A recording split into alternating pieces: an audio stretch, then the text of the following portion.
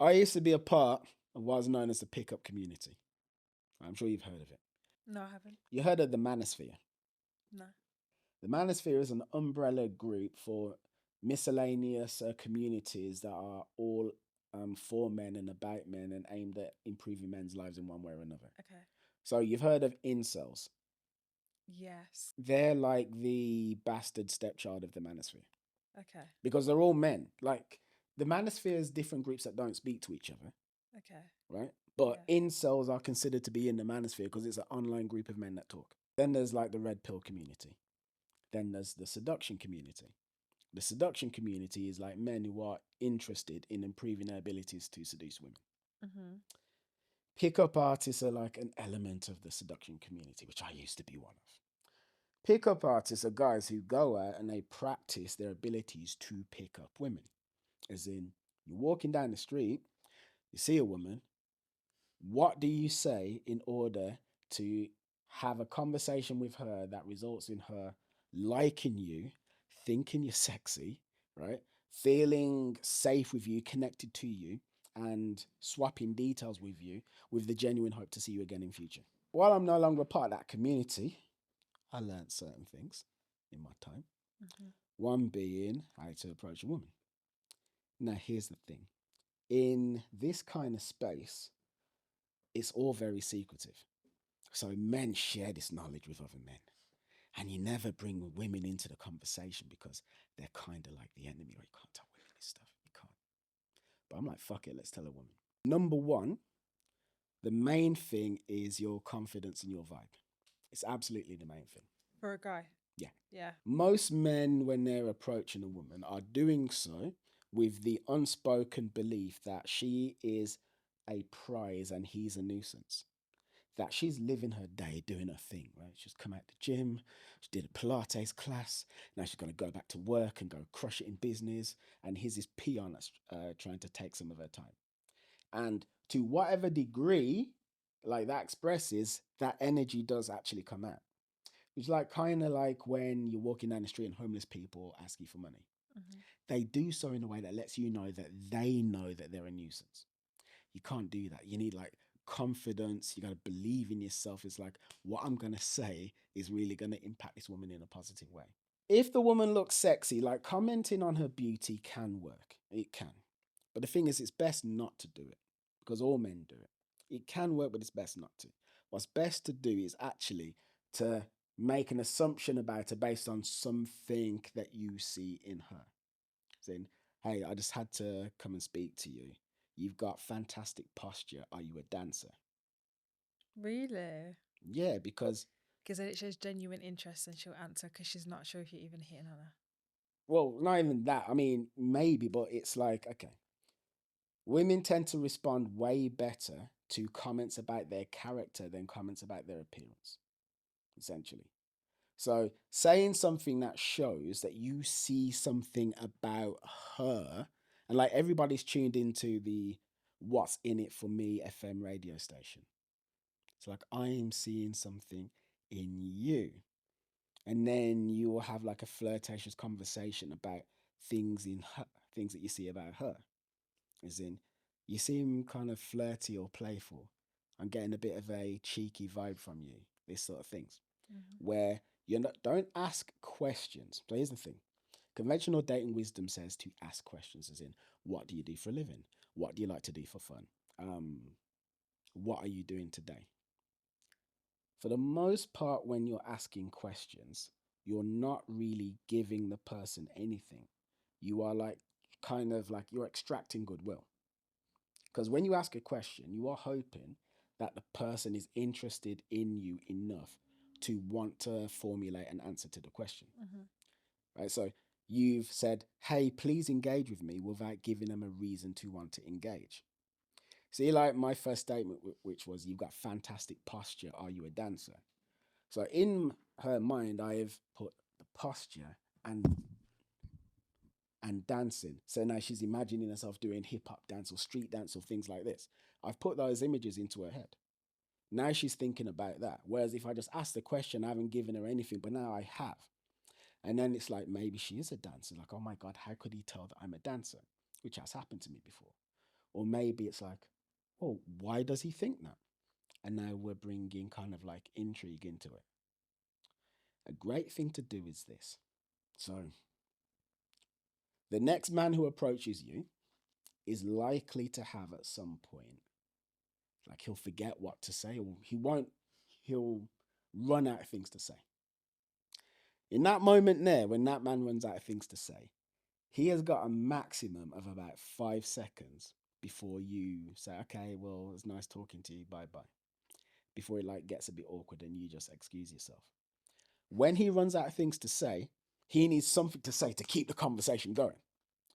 Great thing to do is to have like 5 topics, like 5 facts about yourself, which you can just throw into the conversation when you got nothing to say. Now, here's what these facts do.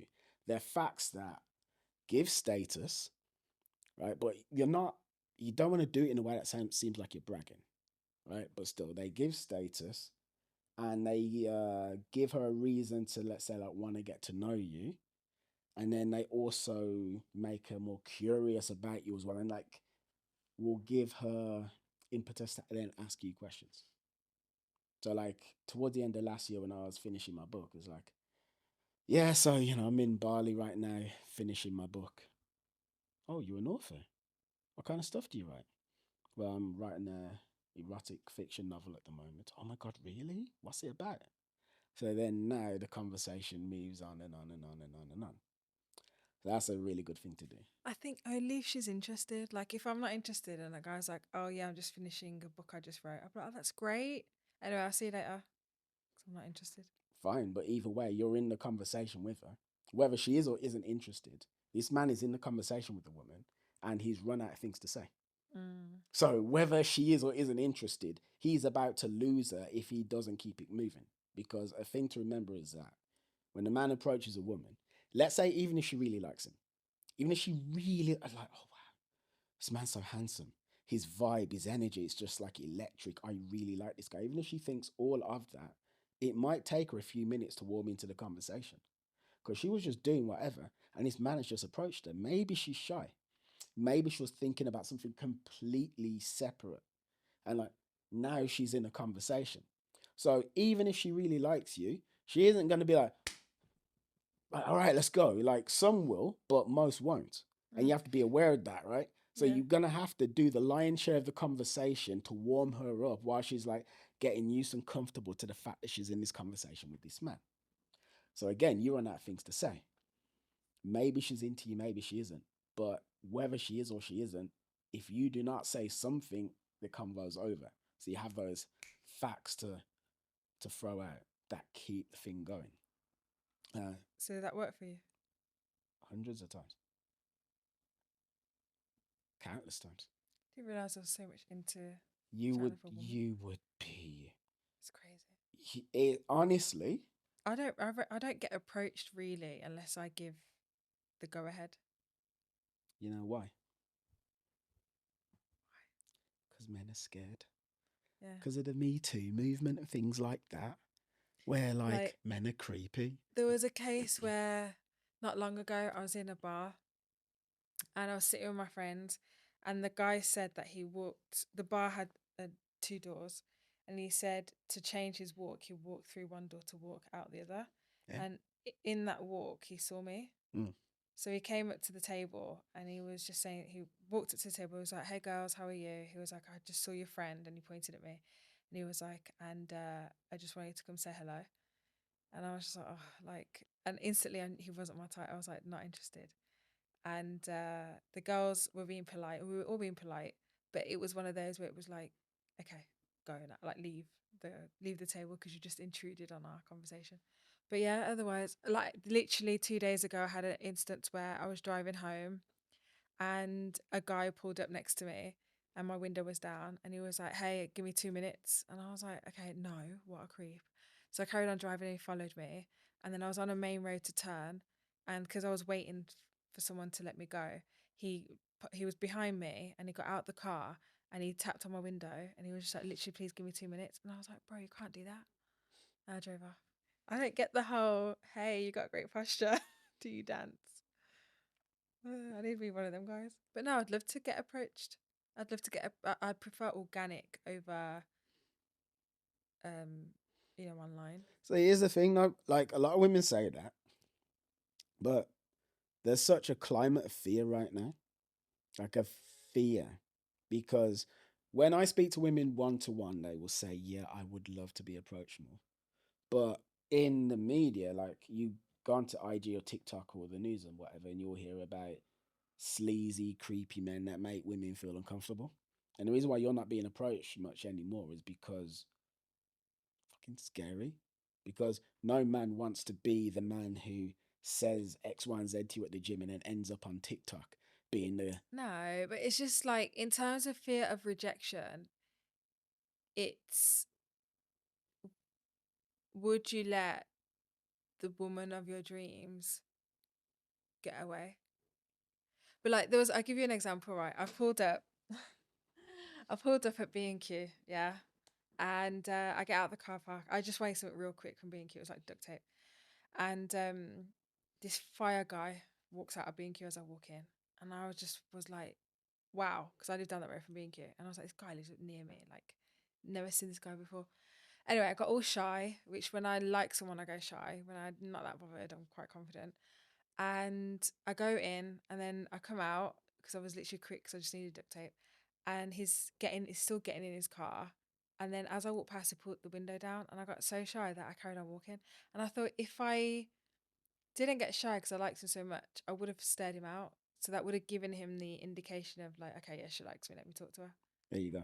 I mean, something that I always say to guys is that shy people and disinterested people are identical twins. They look exactly the same.